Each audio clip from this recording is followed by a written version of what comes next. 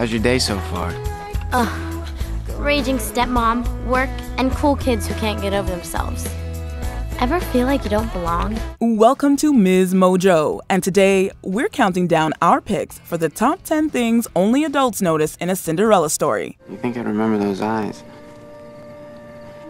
You're so beautiful. For this list, we'll be looking at plot points, subtleties, and odd bits in the teenage rom-com that we now only pick up on as adults. Did you watch this movie growing up? Let us know in the comments below.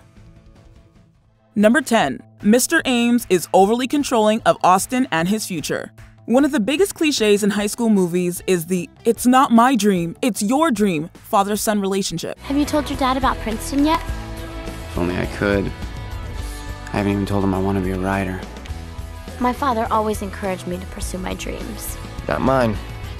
He has a whole nother plan for my life. Austin and his dad perfectly demonstrate this dynamic. While his father imagines him enrolling at USC and taking over the family car washing business, the quarterback aspires to attend Princeton and study writing. You're gonna go play USC football, you're gonna graduate, and then you're gonna manage this business with me. Your future's set. So don't mess with the plan. All right?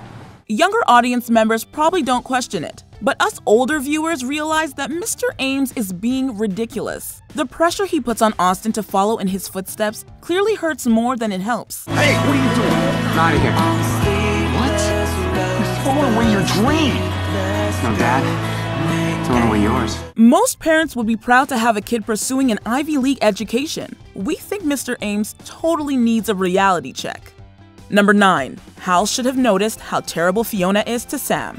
Maybe it's the repetition of the fairy tale ingrained in us, but for a long time we never really questioned the marriage between Cinderella's dad and stepmom. In a Cinderella story, however, we just have to wonder how her dad allows it to come to be. We were going to be one big happy family. One's enough.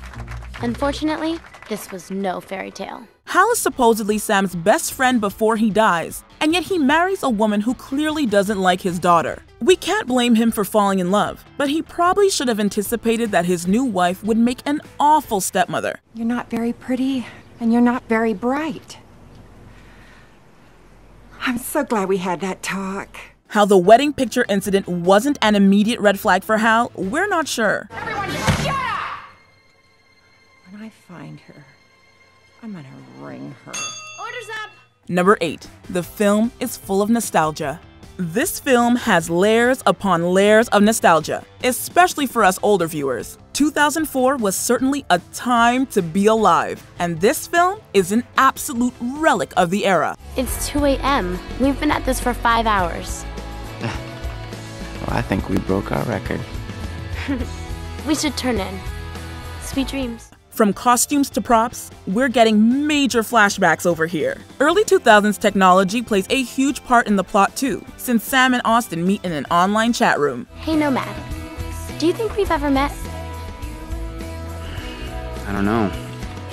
Our school has over 3,500 kids. Watching them type using the number pad on a flip phone seriously brings us back to our childhoods. On top of that, the movie has more than a few historical references. Grade 8 beef. Well, that cow must have cheated on his test. Both Hal and Fiona's version of the diner has a 50s theme, from the decor to the uniforms. Notably, Disney's iconic animated film Cinderella premiered in 1950. So meta. Number 7. Sam could get in trouble for plagiarism. Sam is an impressive student, and she is banking on that in order to get into Princeton. You need to earn your tuition money for college. You gotta bust a lot of tables. Fiona, I'm a straight A student.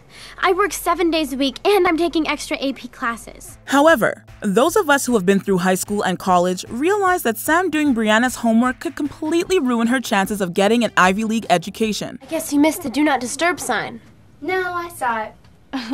So you almost done with my report? It's due Friday. I'm working on it. Well, hurry up. Academic dishonesty is a big no-no, whether you're claiming work that's not yours or doing work for someone else. Plus, based on what Brianna says, it's likely her teachers are starting to pick up on her plagiarism. So, this time, could you try to make it sound more like me? I mean, I'm so sick of having to explain why I sound so smart on paper and so not smart not on paper. Considering she lives with a straight-A student, it wouldn't be too difficult for her teachers to figure out who's actually writing her essays. Luckily, Sam ends up getting off scot-free, but things could have gone really bad. Number 6. Austin's not all that. Those too young for the dating scene may not think this, but in our opinion, Sam could have definitely done better. Her love interest, Austin, isn't exactly the noble knight in shining armor we all dreamed about. For one, his cyber relationship with Sam is basically an affair, since it begins while he's also dating Shelby. I want to break up. What? Ouch. That'll leave a mark. Are you in love with somebody else? I think so. On top of that, he has bad taste in friends. They are rude to Sam because she has a job, and one of them clearly doesn't understand the meaning of the word no. Then I'll have an iced tea. Make that 2, and I'm still waiting on that breakfast burrito, diner girl. Thank you. She is so not getting a tip. When they publicly humiliate Sam at the pep rally, Austin just sits by and does nothing, when he should have been defending her. So much for Prince Charming. Waiting for you is like waiting for rain in this drought. Useless and disappointing. Number 5. It's full of recognizable actors. Those of us old enough to be familiar with a wider variety of media will notice that this movie is full of familiar faces. But then who are you? On September 7th, I wrote you. I live in a world full of people pretending to be something they're not. Its romantic leads are two of the biggest stars from the early aughts. Hilary Duff made her name playing the lead role in Disney's Lizzie McGuire, and Chad Michael Murray is best known for playing Lucas Scott in One Tree Hill. Even more identifiable actors make up the supporting cast. Austin's dad is played by Kevin Kilner, who's also cast in One Tree Hill, and Academy Award winner Regina King appears as the fairy godmother-esque character Rhonda. You sure do have a knack for taking something simple and making it beautiful. Well, you ain't seen nothing yet. Even Jennifer Coolidge, who's recently been enjoying a resurgence in her acting career, makes a major impact as the evil stepmother. Very, very, very upset about this. You don't look upset. Oh, it's the Botox. I can't show emotion for another hour and a half. Number 4. Hal is kind of irresponsible. Sam is essentially left to the mercy of her cruel stepmother after her father passes away, since she is still underage and has no assets of her own. At least, that's what she thinks. Just remember, if you look carefully, this book contains important things that you may need to know later in life. The straight-A student endures years of mistreatment by Fiona before discovering her dad's hidden will, which indicates that all of his possessions belong to her. Kids might find this story arc satisfying, but us older viewers wonder why Hal stored his will in such a bizarre place to begin with. My dad was right. The fairy tale book did contain something important. Sam's life would have been a lot easier if Hal had simply told his daughter or another close family member about his will. Or maybe if he just hid it somewhere more easily found. The cryptic clue he gives Sam as a child clearly isn't enough to help her find it. Well, that hidden will stated that the house, the diner, and everything belonged to me. Number 3. Fiona's horrible treatment of Sam is probably illegal. Fiona's treatment of her stepdaughter is exploitative, abusive, and definitely illegal. I've got a really big test I have to study Listen, for. Sam. People go to school to get smarter so that they can get a job. You already have a job. Grown-ups are more likely to be able to identify Fiona's crimes, especially if they've watched as many crime dramas as we have. At the very least, Fiona is breaking child labor laws by requiring Sam to work long hours at the diner without considering her class schedule. It's the Halloween dance at school, so... I know, but you need to stop being so self-centered, Sam, and start thinking of others. And others need you to go to the diner and mop the floors tonight. On top of that, her manipulation of Sam's Princeton acceptance letter could be considered obstruction of correspondence and fraud. Rhonda and the other adult employees working at the diner definitely recognize that Fiona is mistreating Sam. Otherwise, they wouldn't have helped her secretly attend the school dance. I can't go. If Fiona found out, she would kill me, and then bring me back to clean up the mess. If she wants to hurt you, she's gonna have to go through me. Before Sam left on her own accord, there could have been a case made to remove her from her stepmom's guardianship. Number 2. Hal doesn't practice proper earthquake safety.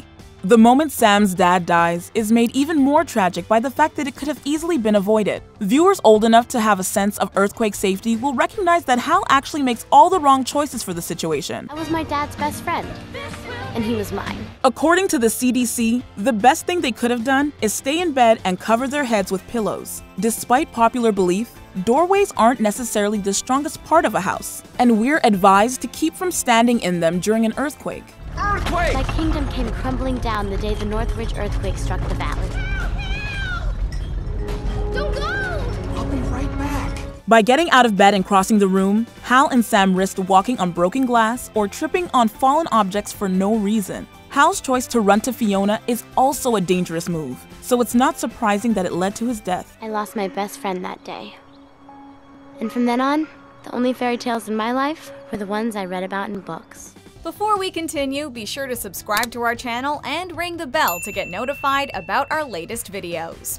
You have the option to be notified for occasional videos or all of them. If you're on your phone, make sure you go into your settings and switch on notifications. Number 1. Austin definitely should have recognized Sam. When we were younger watching this film, we were too swept up in the story to notice. But now, we can't help but wonder why Austin doesn't immediately recognize that Sam is Cinderella. The guy is smart enough for Princeton, yet he can't figure out that his masked date is someone he's already acquainted with. Don't you know who I am?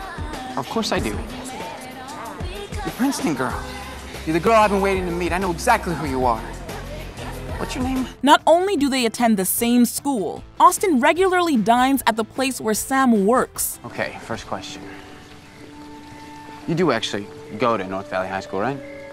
Of course. Well, I'm just checking. I mean, you never know with the internet. In fact, he and his friends are waited on by her the same day as the dance. Dressed as Cinderella, Sam's face is only partially obstructed by her mask. Her height, hair, nose, mouth, and voice are all easily recognizable. Yet it's not enough for Austin to put 2 and 2 together.